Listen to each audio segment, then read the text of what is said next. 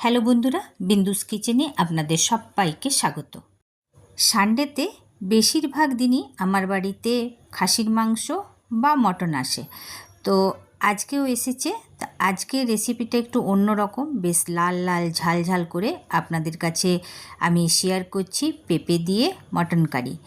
এই রকম mutton curry যদি না বানিয়ে থাকেন অবশ্যই একবার বানিয়ে দেখবেন, দুর্দান্ত হয় খেতে। আর এই রকম মটন কারি আপনি কিন্তু রেস্টুরেন্টে খুঁজলেও পাবেন না। ঘরোয়া মশলা দিয়ে বানানো দুর্দান্ত স্বাদের এই মটন কারি। আর যাদের মটন খেলে একটু অসুবিধা হয় এই পেঁপে দেওয়ার জন্য, তাদের তো মটন খেলে কোনো অসুবিধাই হবে না।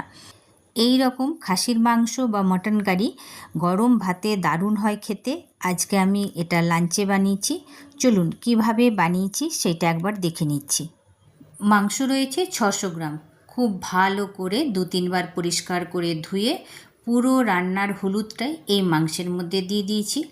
এরপরে এর মধ্যে দিয়ে দিচ্ছি আমি ধনে গুঁড়ো 2 চামচ দিয়ে দিলাম, ধনে গুঁড়ো 2 চামচ দিয়ে দিচ্ছি, জিরে গুঁড়ো আর দিয়ে দিচ্ছি 1 চামচ ঝাল লঙ্কার গুঁড়ো দিয়ে দিলাম, 1 চামচ ঝাল লঙ্কার গুঁড়ো আর সাথেই দিয়ে দিচ্ছি 1 চামচ গোলমরিচের গুঁড়ো।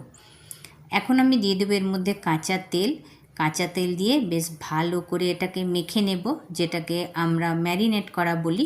খুব ভালো করে মেখে নেব। মেখে নেওয়ার পর এটাকে এখন আমি 10 মিনিটের জন্য রেস্টে রাখব।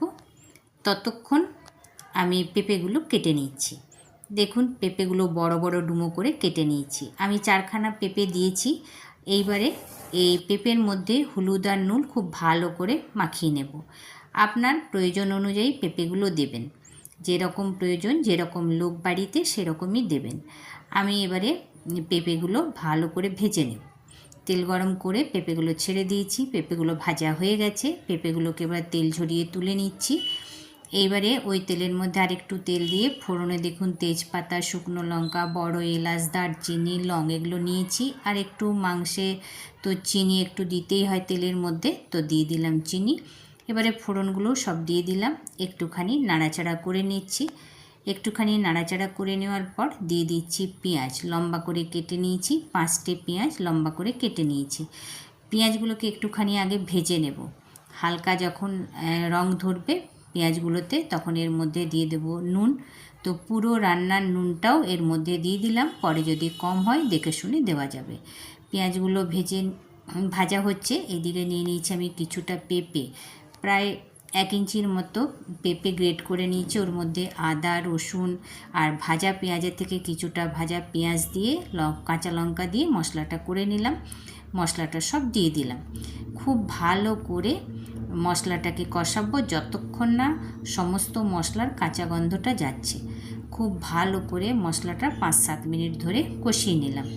এবারে এর মধ্যে দিয়ে দিচ্ছি আমি একটা বড় সাইজের টমেটো 4 ভাগ করে কেটে দিয়ে দিলাম। একটুখানি নাড়াচাড়া করে এর মধ্যে ম্যারিনেট করা মাংসটা দিয়ে দিচ্ছি। এই মাংসটাকে খুব ভালো করে সমস্ত মশলার মধ্যে খুব ভালো করে মিলিয়ে নেব। দেখুন এরকমভাবে খুব ভালো করে মিলিয়ে নেব। রান্নাটা কিন্তু আমি ঢেকে ঢেকেই করব। আর দেখুন খুব ভালো করে মেলানো হয়ে গেল। এবারে এটাকে আমি 20 মিনিটের জন্য ঢেকে দিলাম। 20 মিনিট পর ফিরে আসছি। দেখুন অনেকটাই জল বেরিয়েছে। এইরকম না, আমি মাঝে মাঝে মাংসটাকে চালিয়েছি, কেননা নিচে বসেও তো যেতে পারে, তাই একবার করে আমি মাংসটাকে চালিয়ে নিচ্ছি। আবারও এটাকে আমি 20 মিনিটের জন্য ঢেকে দেব। আবারও আমি 20 মিনিট পর ফিরে এলাম। মাংস যত কষানো হবে মাংস তত টেস্ট কিন্তু ভালো হবে। দেখুন কালারটা কি দারুণ এসেছে। আবারও এটাকে আমি একবার চালিয়ে দেখিয়ে দিচ্ছি। মাংসটা আমার কিন্তু কষানো কমপ্লিট। খুব সুন্দর গন্ধ বেরিয়েছে, দেখতেও খুব সুন্দর হয়েছে। একদম স্পাইসি মটন, একেই বলে দেশি স্পাইসি মটন। এবারে এটাকে আমি কুকারের মধ্যে নিয়ে নেব।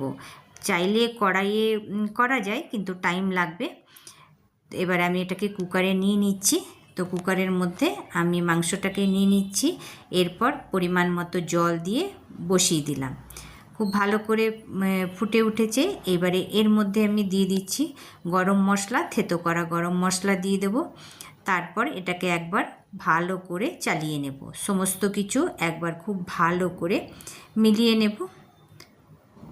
গরম মশলা দেওয়ার পর যা দারুণ গন্ধ বেরিয়েছে না, খুব ভালো করে মিলিয়ে নিলাম। এবার ভেজে রাখা পেঁপে সাথে দুটো আলু দিয়ে দিলাম।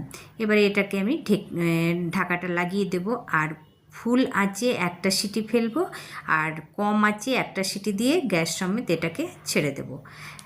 গ্যাস পুরো রিলিজ হয়ে গেলে তারপর এটাকে খুলে নেব। দেখুন আমি খুলে দেখিয়ে দিচ্ছি। দেখুন দারুণ হয়েছে, একদম লাল লাল ঝাল ঝাল।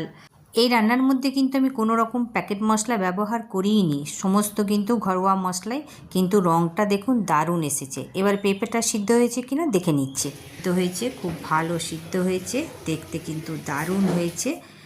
এবারে আমি এটাকে নামিয়ে নিচ্ছি।